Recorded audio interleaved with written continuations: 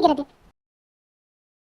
இதற்காக காத்திருந்த அசுரர்கள் அமிர்த கலசத்தை எடுத்துக்கொண்டு உனக்கு எனக்கு என்று சண்டை போட்டுக் கொண்டனர்.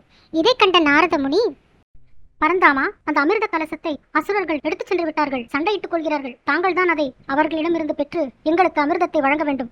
இதை கேட்ட மகாவிஷ்ணு அழகான மோகினி அவதாரம் எடுத்து அசுரர்களிடம் சென்று அமிர்த கலசத்தை கேட்கின்றார்.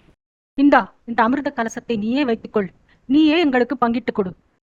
மோகினியும் தேவர்கள் வரிசைக்கு மட்டும் அமிர்தத்தை பங்கிட்டுக் கொடுக்கிறார். அப்பொழுது அசுரர்களில் ஒருவரான சுரபானு தேவர் போல உருமாறி மோகினி கொடுக்கும் அமிர்தத்தை குடித்து விடுகிறான். இதை கண்ட தேவர் ஒருவர், பரந்தாமா, சுரபானு மாறுவேடமிட்டு தேவர்கள் வரிசையில் நின்று அமிர்தத்தை பருகிவிட்டான். இதை அறிந்த மோகினி உருவில் இருந்த மகாவிஷ்ணு சுரபானுவை வாளால் வெட்டி விடுகிறார். அவன் தலை நிலத்தில் விழுகிறது. அவன் அமிர்தம் குடித்த காரணத்தால் தலையும் உடலும் ராகு கேது என்று 2 உருவங்கள் எடுக்கிறது. இதனால்தான் சூரிய சந்திர கிரகணத்தன்று அவர்களை எதிரிகளாக பாவித்து ராகுவும் கேதுவும் பிடித்துக் கொள்கிறார்கள். தேவர்கள் பொறுமையாக இருந்து அமிர்தத்தை உண்டு தாங்கள் இழந்த சக்தியை மீண்டும் பெற்றுக்கொள்கிறார்கள்.